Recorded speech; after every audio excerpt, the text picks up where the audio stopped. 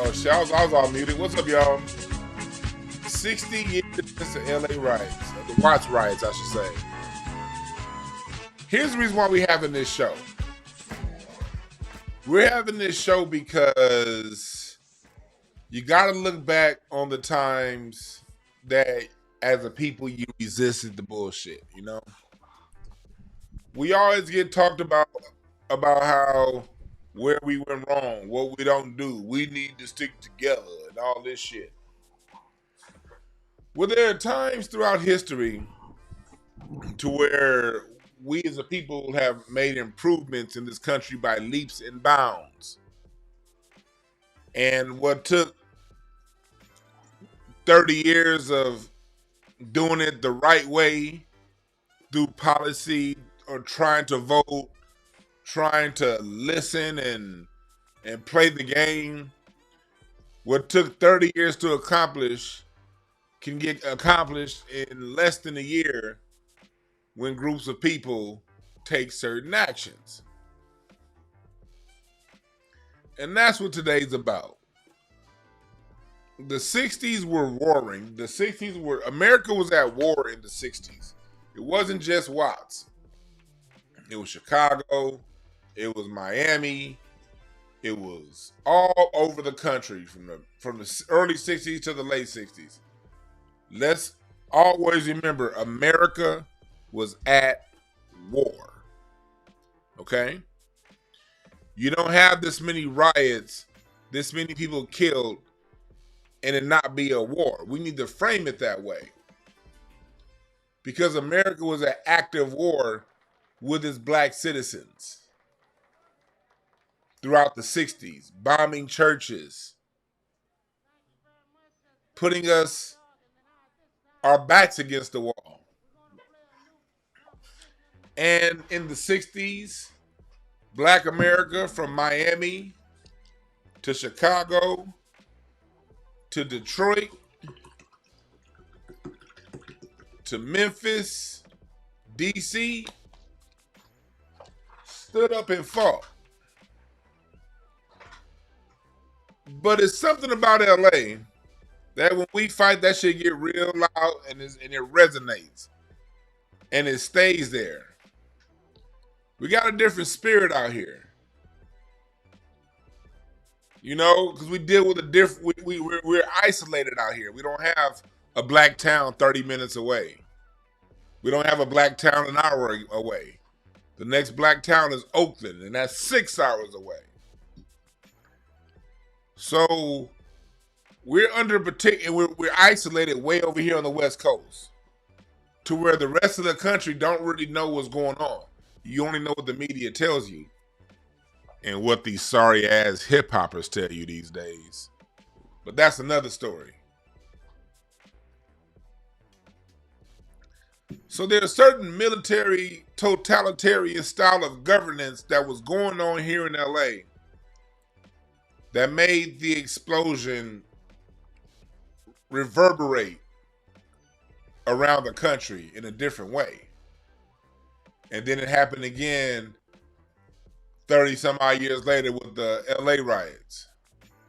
But today we're focusing on the Watts riots, because there's some key things that happened leading up to that time and just after that time that I want to point on to talk about why these rebellions exist and why we got to study these rebellions. We got to always study these rebellions. Hell, right now, I'm studying rebellions. I've already studied rebellions from the 1950s. I'm studying rebellions from the 1860s and the 1870s. We had all kind of rebellions, bruh, that they don't talk about. So it's on us to talk about it, because we done a lot of ass kicking in this country, okay? And this show is not meant to incite a riot. This show is not meant to, I don't believe in violence. I'll start off by saying that. Violence ain't my thing. But I'm a king of clubs. My thing is mental. I'm verbal with mine. I don't do physical violence. There are those out there, people who do physical violence. And to you guys, I say be tempered. You know what I mean? But I can't tell you how to operate, because I don't operate on you guys' plane. who do physical violence. So this is not to encourage violence. This is not to incite a riot. This is just for educational purposes, and this is for us to gain a perspective. This isn't a show I expect to have a million views, but I do understand and know that the right people will be in here to listen. And then later on today, we're going to do a Twitter space because today is also the anniversary, the quote unquote anniversary of hip hop. I ain't did a Twitter space in like over a year, so I think I'm gonna do a Twitter space later on today on this so-called anniversary of hip hop to talk about that, and then I'll upload that to YouTube later on. But with that being said, welcome chat room. Thank y'all for joining. Thank y'all for joining. Thank y'all for joining. We are here to give you some perspective. You know, we're here to give you really this is almost kind of a piggyback on yesterday's show. This is also kind of a piggyback on yesterday's show when we talked about what's going on here in LA. Because for some reason, I be seeing it in the chat all the time. And people who are in my chat regularly, y'all see it all the time. People love to come up in this chat and throw shade at LA, and they city ain't done 1/3 of the resistance this city's had to do over the last 60 plus years. So, yeah, sometimes I gotta do these kind of shows to remind you motherfuckers. And also, not just about LA, this is about Black America. We as a people, we oftentimes get mischaracterized as these docile people who just take our lot in life, and then when white America feels compassionate, they give us a few laws here and there, and we should be ever grateful for that. That's kind of how we're framed. When the fact is, we fought for every inch that we've gotten in this country. And the Watts Riots was one of the times. So with that being said, let's get started.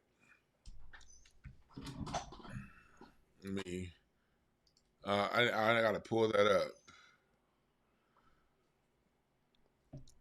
We have to let me see here. Incognito window, map, pull up the maps.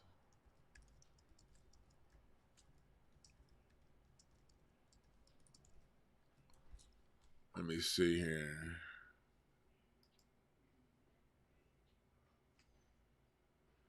There we go.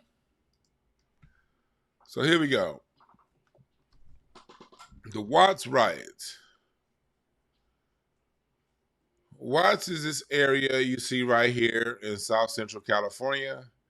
It's not its own city. It's still part of the city of LA. And it houses the Imperial Courts projects. This is one of the areas where you saw Macy Gray living on Training Day. The Nickerson Gardens, designed by the same Black man that designed the Beverly Hills Hotel. And it also encompasses the Jordan Downs, the three most notorious projects in LA. Well, do you know when the Nickerson Gardens were built? These were built to be temporary housing for World War II veterans, and they didn't want they didn't want chat room. Help me with the name. I'm drawing a blank to the man that designed the Nickerson Gardens. Somebody in the chat room, Google that for me. The man, he also designed LAX, the Beverly Hills Hotel. He designed a lot of your homes in Beverly Hills all throughout LA. I'm drawing a blank to his name, the Black man. Chat room, help me out. Look up his name. Just Google the Black man that designed the restaurant at LAX, the Nickerson Gardens, the Beverly Hills Hotel, and then you'll Paul Revere Williams. Yes, thank you. Paul Revere Williams designed these to be spacious and to have some kind of dignity.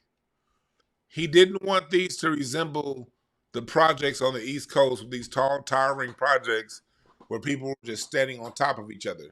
So he designed these projects with space and with dignity. And when these were first opened up post World War II, you had white and Black war veterans that lived in here. And when by all accounts, when I listened to my dad talk, they were still decent projects in the 50s and into the 60s. Not saying it didn't have its problems, but it wasn't a ghetto. It wasn't a cracked out ghetto at that time. Same here with the Imperial Courts, these projects. The Jordan Downs have since been knocked down, but when it comes to the Jordan Downs, do you see, even during that time, during the 60s, this is Jordan High School and the Jordan Downs, and during that time in the 60s, black people were complaining about the scrap metal coming here. And do you know that this place just 2 years ago got shut down and had to change how it does things because it's been putting toxins in the air for the last 60 years. The Jordan Down projects, when they got knocked down, come to find out they were full of lead paint, lead pipes, lead through all these motherfuckers, all right? So that's a little bit of the social engineering that was going on in Watts. But with that being said, it was still, a decent neighborhood. The problem was, like we talked about yesterday on this show, go back and watch yesterday's show. Yesterday's show is a big setup for today's. If you haven't heard yesterday's show and you're watching this one, watch yesterday and watch this one too, okay? They kind of go hand in hand. Because yesterday, I went into more detail as to what I'm about to do right now. I'm about to just kind of go over top of it now. I'm not about to go into detail. But we were under oppression because here at Alameda Street, we had white gangs to the west, to the east of us. We could not go past the 110 freeway had just been built. We couldn't really go past the 110 freeway at this time. My mom's side of the family, when you get to the early 60s, they to mid 60s, just before this time, you can go, black people couldn't cross Western. My mom's side of the family were the first to cross Western. And that was in the 60s. They were the first to cross Western. First blacks. But there were still white gangs to the west. There were Asian gangs in the Crenshaw district. The LAPD all around, Chinese gangs to the north. So you had all the different gang environments in LA that they did not like black people in their areas. And if black people went to their areas, either we had to deal with the police or we had to deal with their gangs when we went to their areas. And black America is forced in this box right here at that time in the early 60s. Just a few years prior, the future Chief Justice Thurgood Marshall, on behalf of first black Oscar winner Hattie McDaniel, sued and won the right for black people to live over here in what we call Sugar Hill. Before this 10 freeway was built, this was Sugar Hill. And over here in Sugar Hill is where you get these really big houses that black people, through Thurgood Marshall, sued and won the right to move into this neighborhood with these really nice size houses. So this is all the environment leading up. Like, we had to literally sue because the hood where black people lived was literally bustling at the seams. Black people were crushed into an area where there were far too many of us for the area that we lived in. And because of Hattie McDaniel and Thurgood Marshall, we moved over here. Quick caveat, if you're ever visiting LA and you want to see where Marvin Gaye died, where his dad killed him, his house was over here on Gramercy Place in Washington. If you're ever in LA and you want to see Marvin Gaye's house, go to Gramercy Place and then go to Washington Boulevard and then go down and then you get right here and then boom. This is Marvin Gaye's house where he died. That's right off the 10 freeway. So if you're ever driving down the 10 freeway, you can see this house from the 10 freeway, okay? That's just a quick little caveat. But this was an area that we had to sue to get into. So LA is dealing with the lawsuits end. We're dealing with the us being boxed in over here. We're dealing with the LAPD because at this time, the LAPD in the 1950s successfully kicked out the mafia out of LA. The mafia kept trying to make its incursions in. So a lot of your mafia units, the LAPD created a lot of mafia units during the 40s and the 50s to rid LA of the mafia. That way, the LAPD could be the Gestapo unit of the city. So during this time, the LA we kicked out they kicked out the mafia. So what happened with all those mafia style departments that they had? Did they get disbanded? No. They just turned their attention to the black people. So when you're talking about the 1920s, 30s, 40s, 50s, we're all up and down Central Ave right here. We own everything. If we don't own it, we run it. It's all Mexican now, but back then we were all on Central Avenue. This is where we were. And right here, this is the last black owned place. This right here, this bakery has been around since Central Avenue's days and is still black owned. It's owned by the granddaughters of the people who founded this. And my great granddaddy, when he moved out here to LA from Michigan after inventing the automatic railroad crossing, he lived in this house right here in 1930s. And so this is Central Avenue, bustling black businesses. This is the last black-owned business that's still there. But all up and down here, this is where Miles Davis came in and invented cool jazz. This is where Coltrane will come, Dizzy Gillespie, Duke Ellington. My grandfather used to tell me that when he was a kid, that members of Duke Ellington's band would practice in his living room. My grandfather lived right over here off this street, 29th. And he said members of Duke Ellington's band would come into his living room and they would practice because they knew his uncle. No, I'm sorry, not Duke Ellington, Count Basie, not Duke Ellington, Count Basie's band. So that's the kind of neighborhood that we have. Count Basie, when he's in town, you know, BB King. This is early BB King. This isn't famous BB King. This is early on his way up BB King. All this was going on along Central Avenue. You had the Dunbar Hotel. What they talk about, what was going on with the Harlem Renaissance, that was all going on here too. Well, by the time you get to the 50s, into the 60s, the Gestapo unit known as the LAPD, they're shaking black businesses down, allegedly. But you can find this stuff in books all around. They're shaking black businesses down all up and down Central Avenue.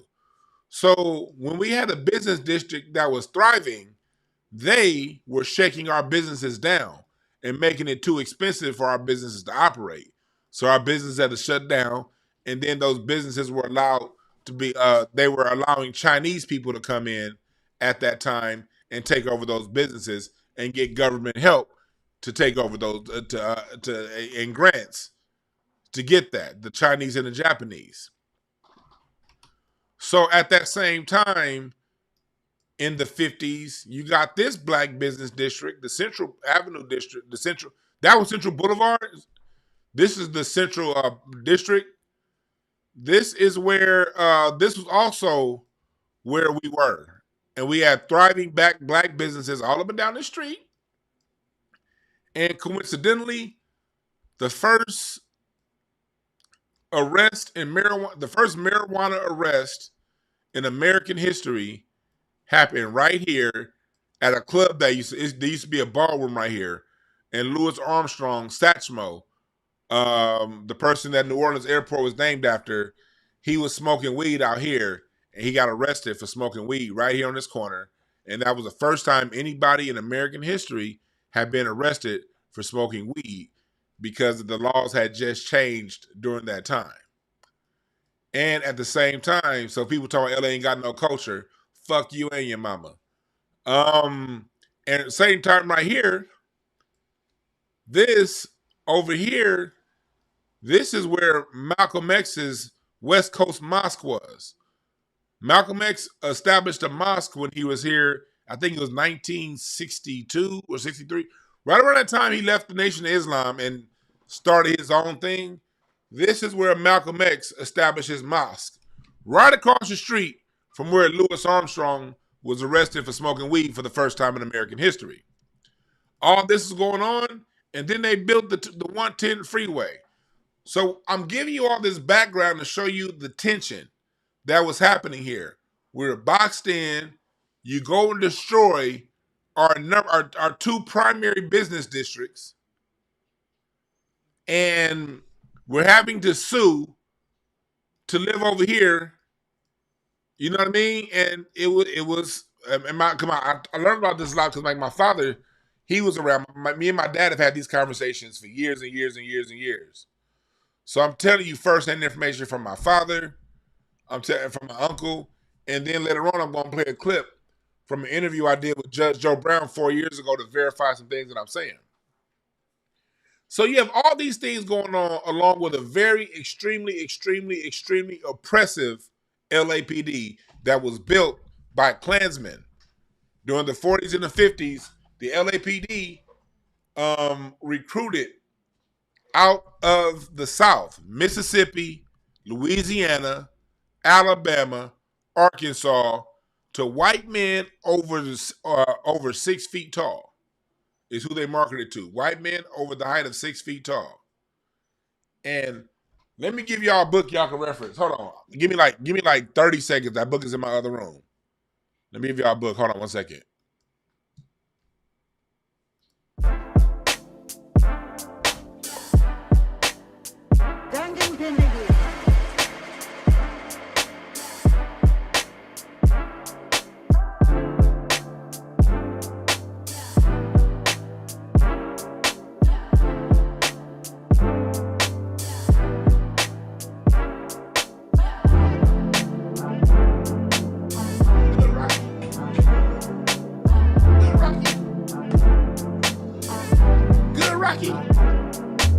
All right, I'm back.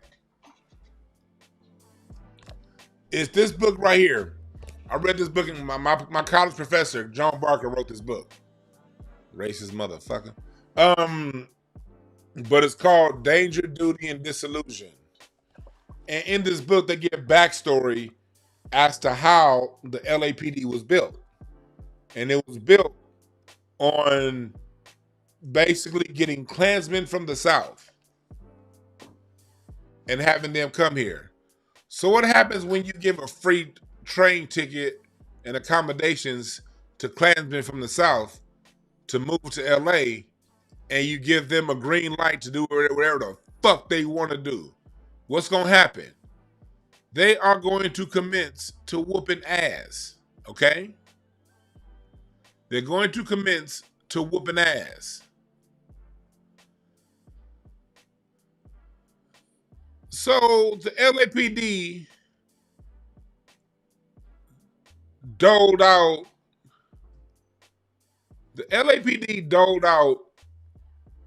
an ass whooping one too many.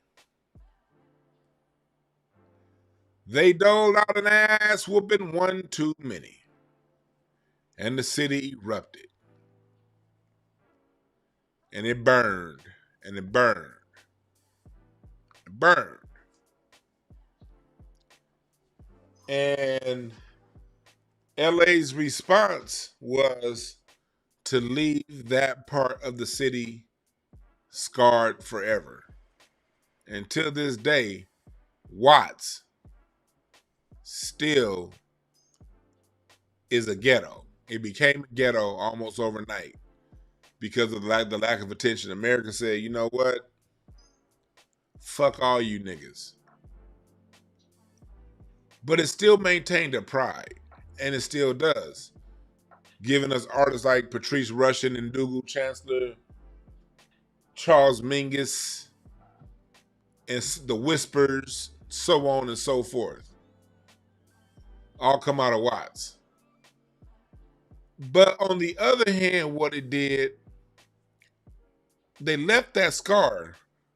But on the other hand, what it did was it brought on an era of peace. An era of peace that needs to be studied more often. And during that time, post Watts Riots, till about 1968, 69, there was about 1 or 2 murders in the whole South Central LA. Not just Watts, but all over.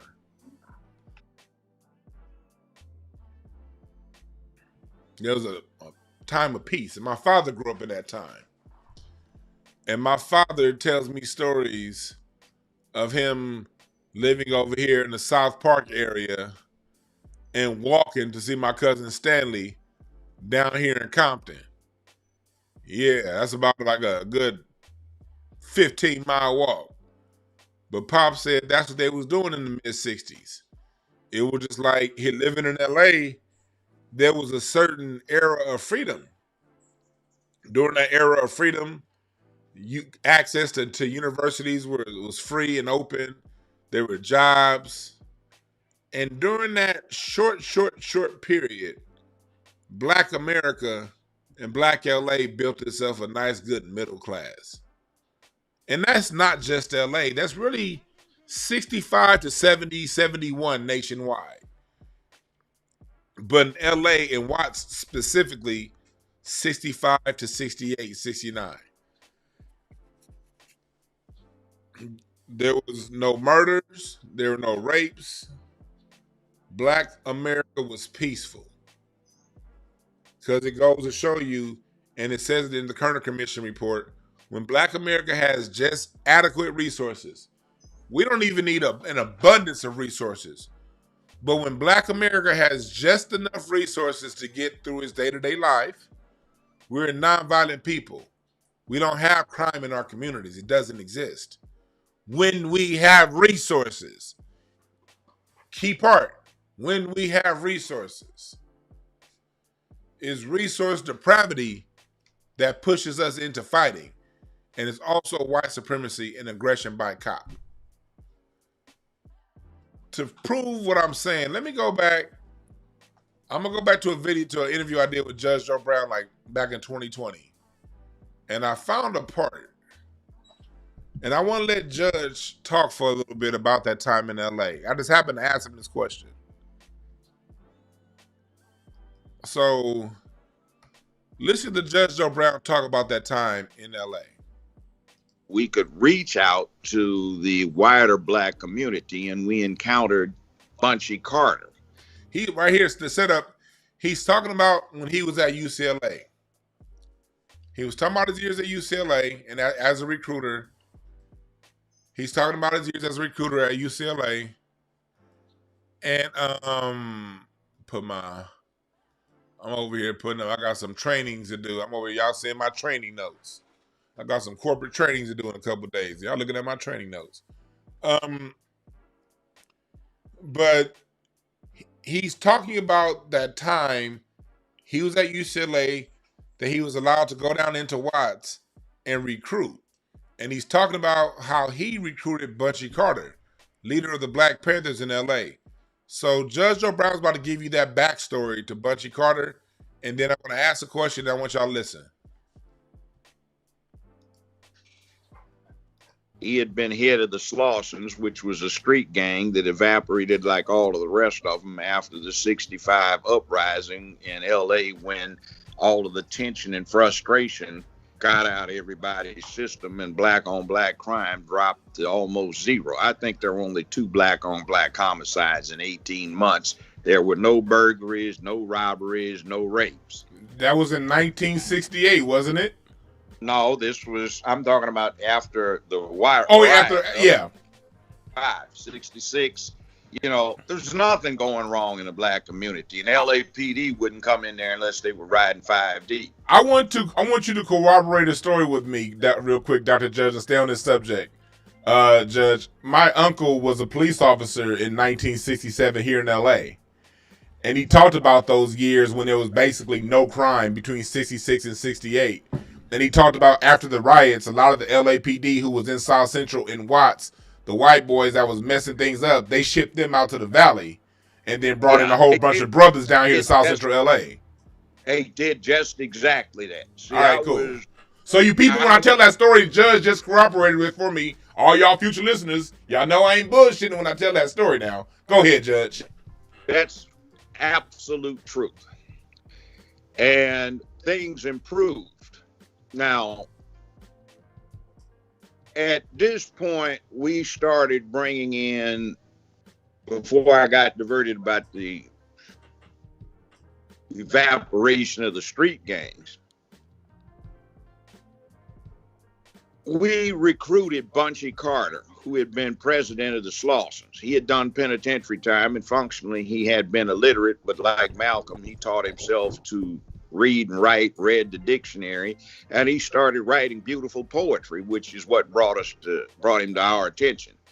So the special group of about 10 of us who were doing the recruiting, it was basically 4 brothers and 6 sisters who were doing that because we couldn't get anybody else to go out in the hood to the projects and stuff to do the recruitment. But we got Bunchy Carter in there. And then we recruited John Hudgens from Connecticut, who was the Minister of Information for the Black Panther Party. And Bunchy was chairman of the Black Panther Party. And then in fact, I recruited both of them, to tell the truth, exclusively, my doing, and brought them to the attention of the rest of the committee. And then I recruited Geronimo Pratt, known as G, who had just gotten out of the Army. He was a sergeant. He'd done 4 tours in the NAM as a Green Beret. We got Nathaniel Clark in, I recruited him, and Elaine Brown, I recruited her. So we had a Panther presence, and they recruited a few more people, some of the Black Student Union folk out there, and there was a general cooperation between the Panther Party and BSUs around the LA area. Okay, we started resisting the Karinga thing. It goes further. I want y'all to go back. I'll copy and paste the full interview here. Y'all go back and watch it. But that's Judge Joe Brown talking about the LA Black Panthers coming out of the LA street gangs. That's him cooperating with what I'm telling y'all, I only know what I know because I talk to my elders. I only know what I know because I talk to my elders. I listen to old people. I knew that LA had that time of peace because my uncle, rest in peace, cousin Sam, he passed away. The cousin that I was talking about in that interview, he died back in January. Rest in peace. But he was an LAPD officer from 67 to 87.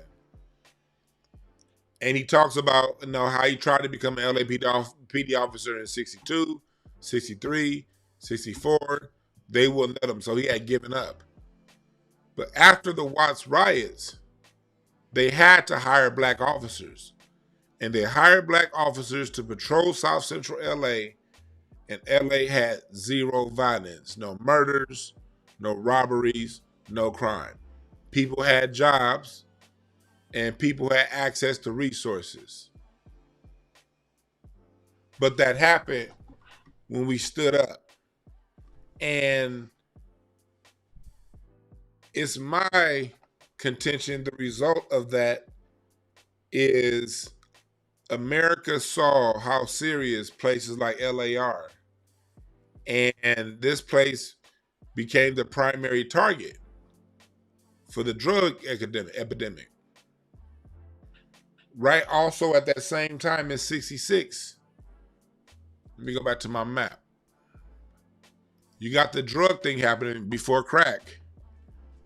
Before crack, there was the LSD, the acid, and the heroin thing. It is said that some of those drugs also were formed in the labs here at UCLA. That's just what I've heard. I don't know for sure. Don't take my word for it. But what we do know is during that time, LSD, acid, and these now different styles of drugs are being used in Laurel Canyon.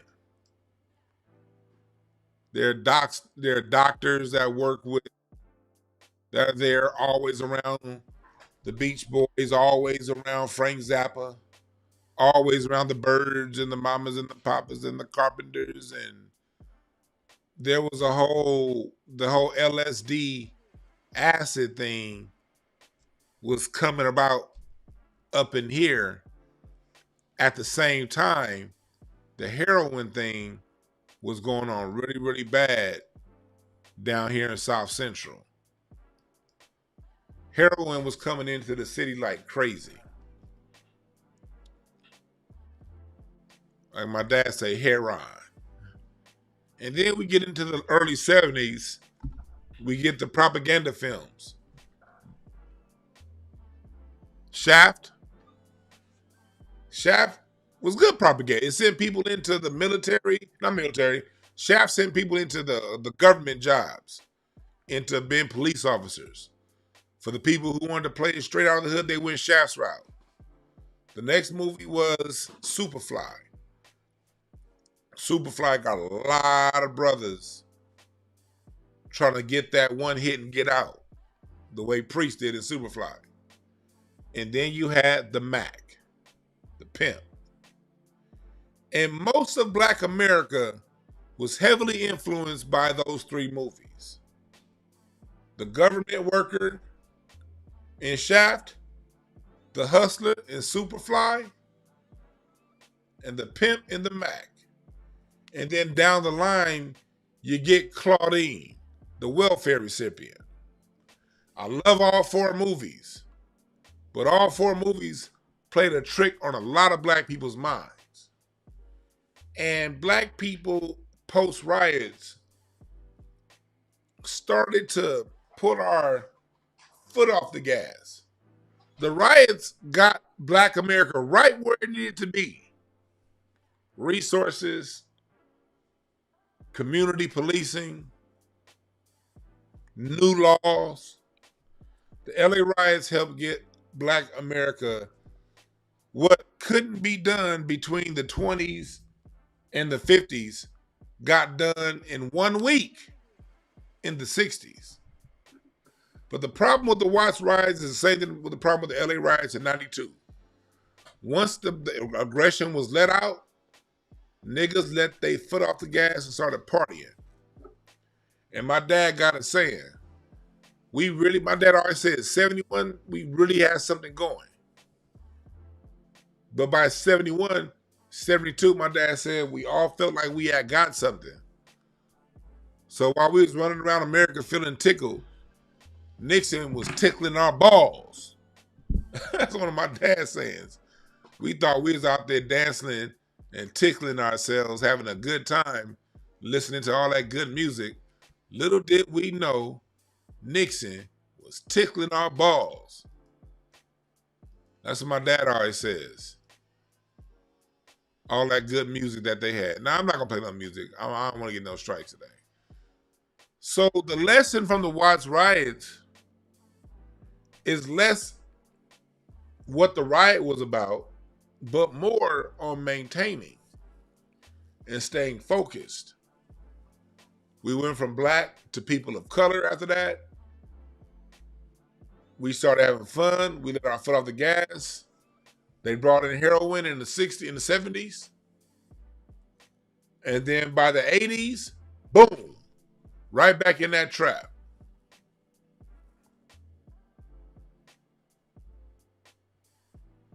The thing was, we built up such a middle class in the 60s and the 70s to where we had Johnny Cochran's to help get OJ out. And Johnny Cochran wasn't just OJ. Johnny Cochran got his reputation bailing niggas out. All the drug dealers in LA, my dad used to always say, man, Tootie Reese and all the niggas, they all hired Johnny Cochran. He was getting everybody out. Pop, pop, pop, pop, pop, pop, pop. Go show you how powerful we are when we have resources. Well, the same shit started to happen in the 80s. The 80s, they started readopting those early 60s style police tactics. And LA blew up again. And since then, that second riot, there's been a soft gentrification of LA.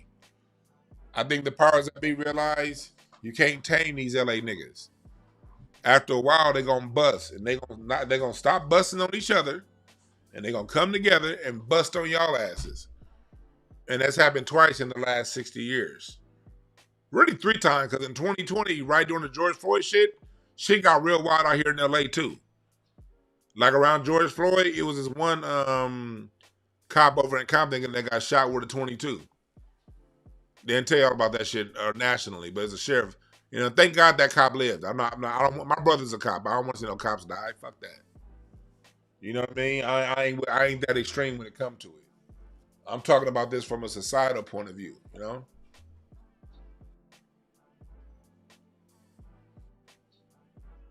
So the lesson that we can get from the Watts riots and the LA riots is when it's time to step up, step up. Be very focused on what your aggression is about. But what the lesson we have not learned is once that initial is let out, initial aggression let out, maintaining it. That's the part we haven't learned yet, is to maintain it. Appreciate that DW575 super chat. We got to maintain whatever it is.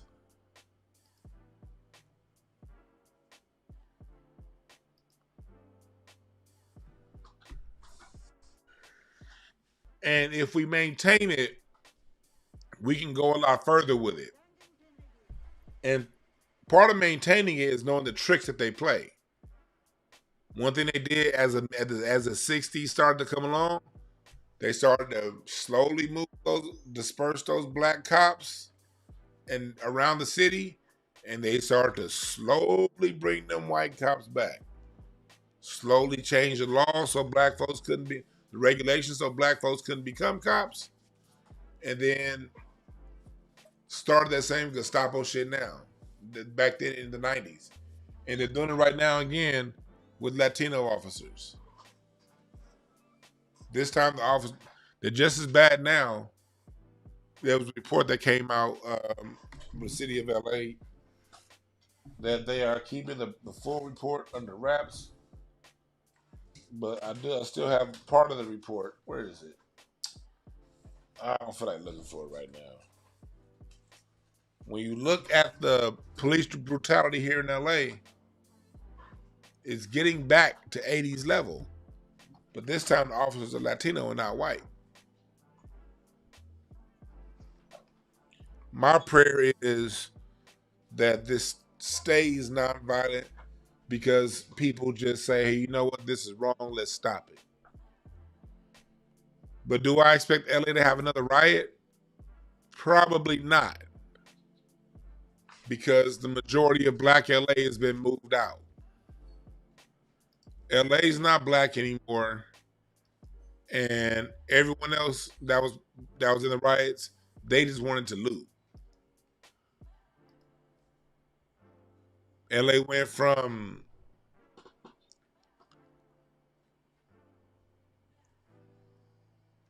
let me see here. LA's black population post riots in the 70s was about 750,000. Now it's down to about 350,000. And it's dispersed. And it's going down rapidly. And I'm seeing it right now when I go to the Drew League. There aren't players coming up that grew up in the hood anymore playing in the Drew League because most of those players that would have grown up in the hood are living out in fucking Palmdale. And Palmdale, if you ask me, that's a fucking goddamn... That shit, that whole goddamn city looks like a Rex 84 camp. Palmdale. What they've done with black people in LA? Well, here's Los Angeles, South Central LA. Y'all wanna know where Palmdale is?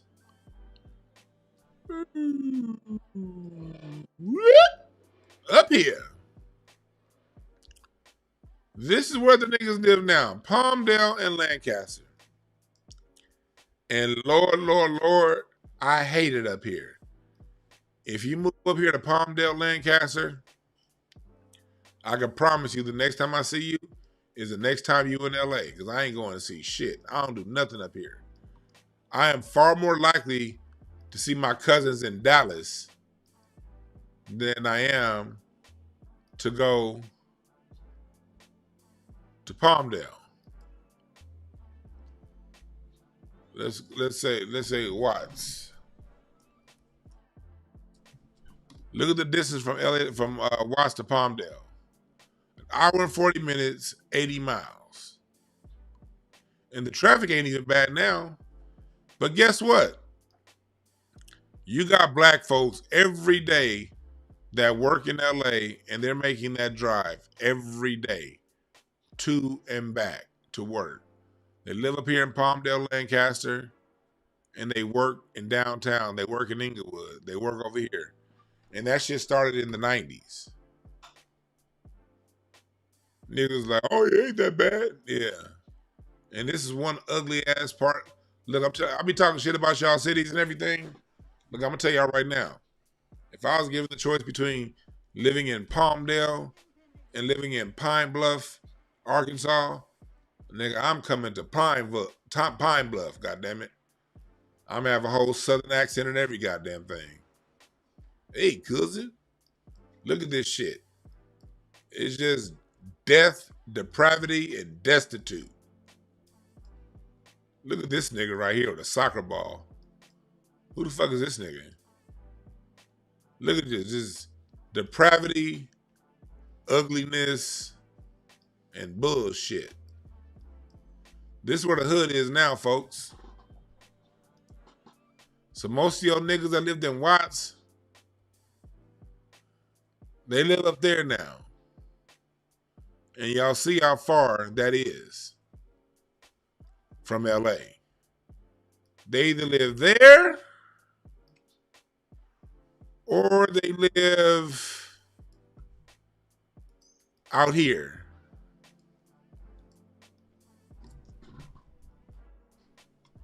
They got niggas moving to Indio now. Niggas is moving to Indio, 150 miles. That's just past Palm Springs. Niggas is moving to Indio. And niggas is moving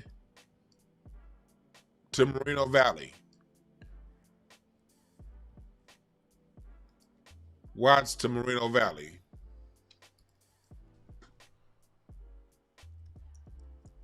I was on the phone with the homegirl earlier today. We trying to coordinate a concert to go to. But her and her husband done moved their asses on up. Way the fuck on out here.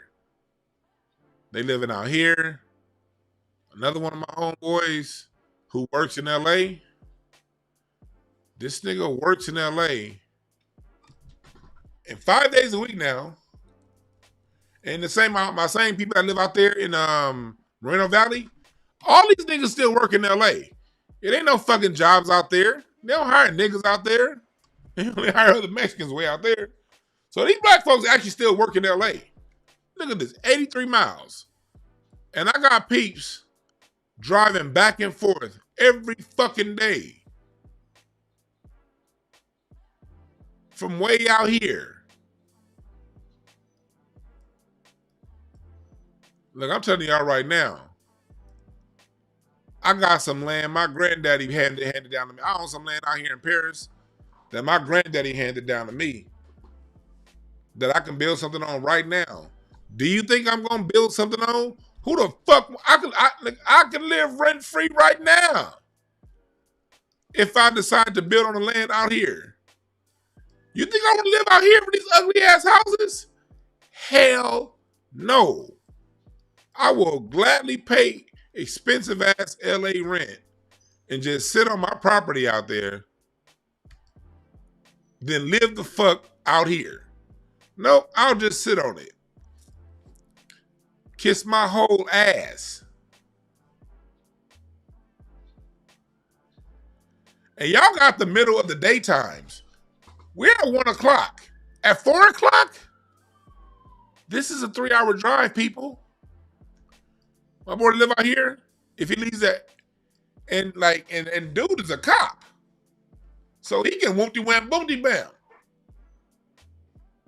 3 hours. If he leaves work at 4 o'clock, he's not getting home till 7. So if the nigga get off at 4, he got to kick it at his mom's crib until like 6 or 7, and then come out. Shit, try leaving LA at 4 o'clock. Nigga, what? And I'm giving y'all Watts. Say you live downtown, it's worse because you got to get through a hell of a lot more traffic. That's where Black LA is now. So when people say, where's Black LA? Where did Black LA move to? If they didn't move, just flat out move out of state, they moved to either Menifee, Temecula, this whole area right here, or they moved to Indio, or they may have moved to Hesperia, Victorville. This on the way to Vegas. This is another popular place niggas move to. Victorville. I forgot about Victorville. Fuck Victorville. Only way you gonna see me in Victorville is when we on the way to Vegas. But a lot of niggas moved to Victorville, Hesperia up here, or they moved up here to Lancaster and Palmdale. That's where Black LA is gone since the riots. At first, niggas was just moving to Pomona. Them sugar-free niggas was just moving. At first, niggas was just moving here to Pomona, kicking it with sugar-free. That was in the 80s. Nigga, but when it got to the 90s, Riverside, and now niggas is priced out of Riverside. I remember my Aunt Glenda got a house out here in Riverside like in 89. Niggas is priced out now.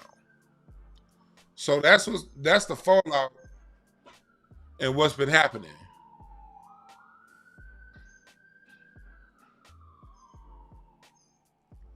Me personally, my mom wanted to move out there to Pomona when out in Riverside when all the shit was going on. We living in South Central.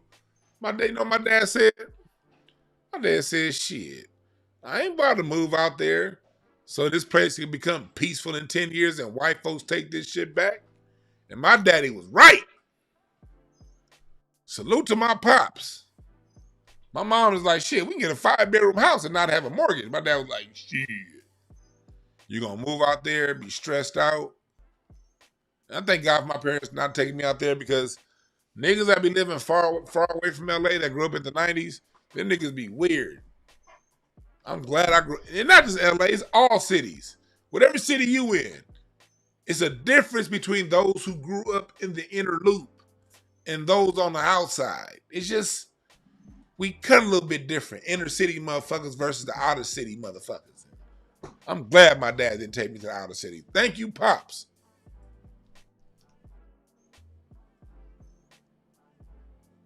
He said, Pops on what Furious Styles is on. And my dad was like, man, we ain't about to move out there so them white folks can take this good real estate back. Fuck that. We 15 minutes from the beach. The fuck we gonna move out there for?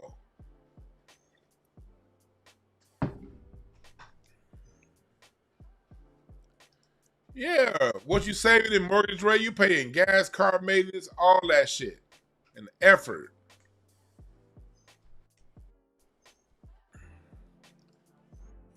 Yeah, man. Cause it's, and no disrespect for people who grew up on the outer loop of their city, but I can speak for LA. Everybody that grew up outside of LA, all them niggas is tough. And that's what I don't like. All these niggas is tough. They all watch boyhood movies and they assumed if you want to be accepted in LA, you gotta be tough. That's what I can't stand about these outer loop niggas. If they didn't grow up in and around below this 10 freeway to the 91 If they didn't grow up in this general area, see if you grew up in this general area, if you don't bang, gang banging don't impress people who grew up in this area. Gang banging is not impressive to people who grew up in this area at all. We'd be like, man, shit, the gang bangers, them niggas got the pool shut down, man. I don't want to be around these niggas. Every time they're around, the basketball gets shut down, the pool gets shut down, somebody getting in a fight. Gang members do not impress the rest of us from the hood. It's like, and the rest of them is just our friends. We knew these cats before they started banging. And we'd be like, man, Clarence, if you don't sit your ass down, nigga, that's Clarence. I don't know what the fuck you talking about, Clarence. Clarence is tough now. Ha! And the reason why we laugh, because all the niggas that we knew that was tough, they was tough before they started banging. You didn't want to fight these niggas before they joined the gang. You didn't want to fight Albert in elementary school. So when Albert grew up and joined whatever gang, it was just like, hey, that nigga was tough before that. And then we done seen all niggas that was fucking skinny little fucking scaredy ass weirdos. You beat their ass. Now all of a sudden they went to sit. And you be like, hey, what's up, James? And they be like, and you be like,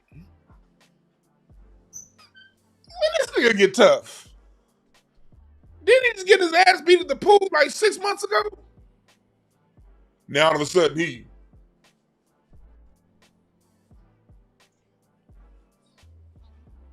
you know what I mean?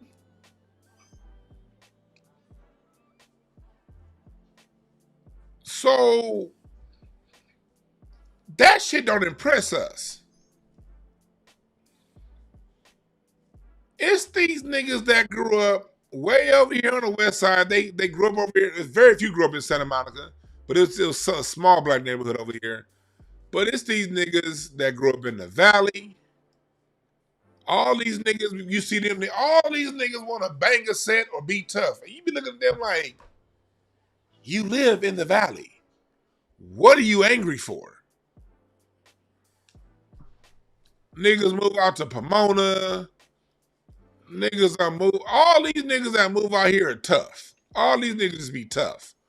Or if they're not tough, they're fucking squares that think all black people are gang members. It's one of those two. Either they tough guys or they're a square ass nigga that think everybody that grew up in the hood is a gang member.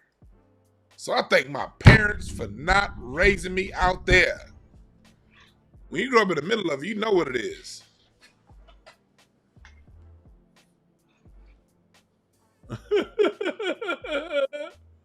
There's always these outside the hood niggas. I'm not. Oh, you want to go? I remember one time we had something at our church, and like it was like they're taking a church bus somewhere. So my dad told one of the church members, "Hey, you can park at our house." At the time, and my parents at the time, we live in the goddamn Ladera Heights, nigga. And Ladera Heights is fucking beautiful. View Park, that area. But this dude lived in the valley his whole life. He was like, oh, is that the ghetto? I don't know if I can park my car down in South Central. I don't know. Mind you, where we at is over here in this neighborhood. This the black neighborhood I moved to. This is why I have such an affection for black folks. I lived in the hood. I lived on the bottom of the hood. I lived in the middle of the hood. And I also lived in this part of the black neighborhood. Black neighborhood, views of the city, big houses.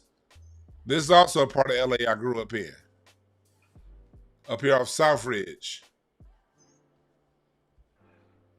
This is Ray Charles's house. Oh, y'all see that movie Ray? They got it blurted out. But Ray Charles bought 2 houses and made it one right here on South Ridge. This is the Ray Charles estate.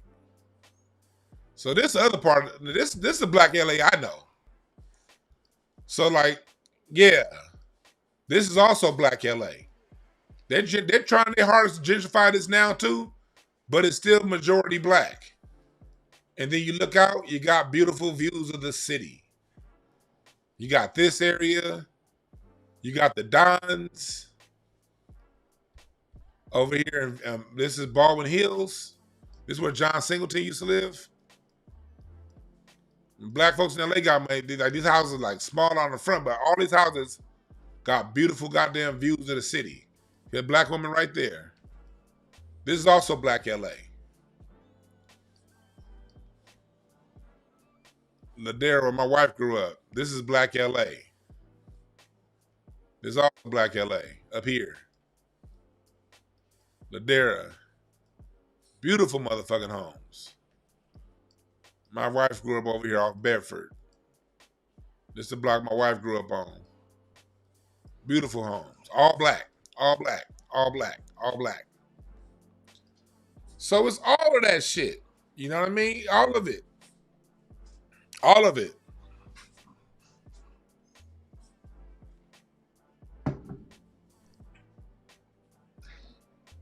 We're every facet of it as a people. But the lesson that we learned from the Watts riots, the LA riots, and all of the riots isn't you can't burn things down all the time. People don't, at some point, people ain't gonna listen. You can't always boycott all the time.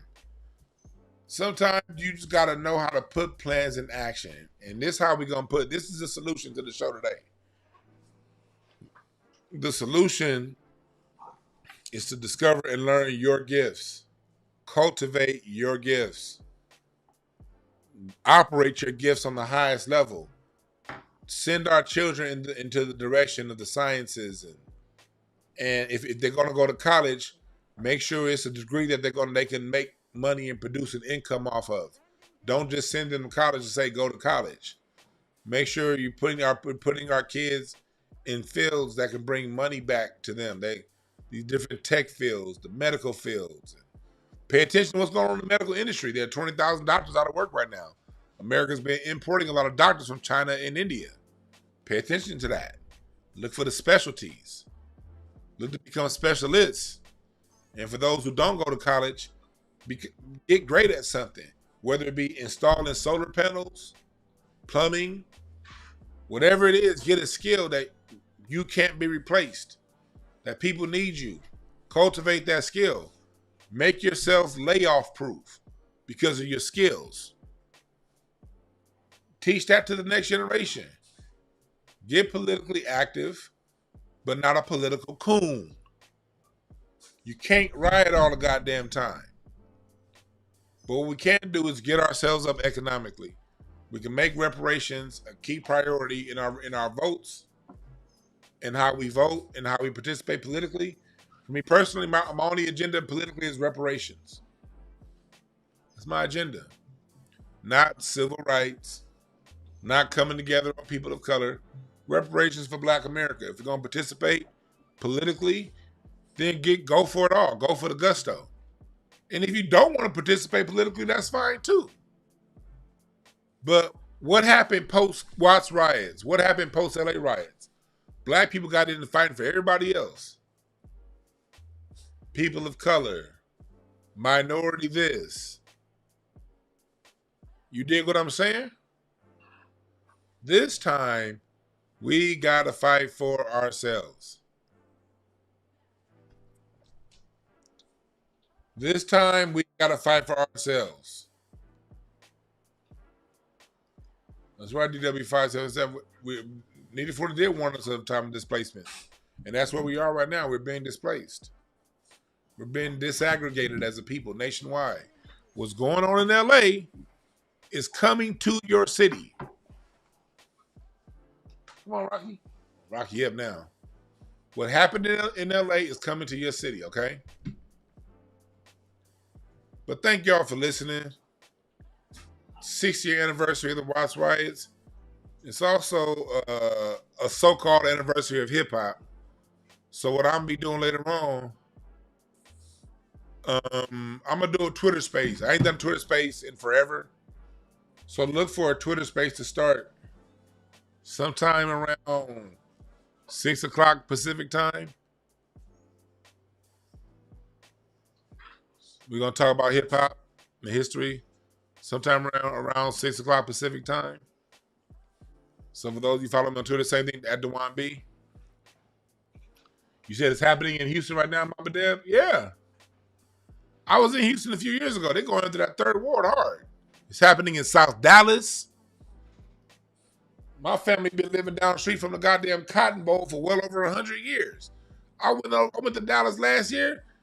Man, it's a white person that live across the street from my family house. My family been there since the 1800s. Right down the street from the Cotton Bowl. White people.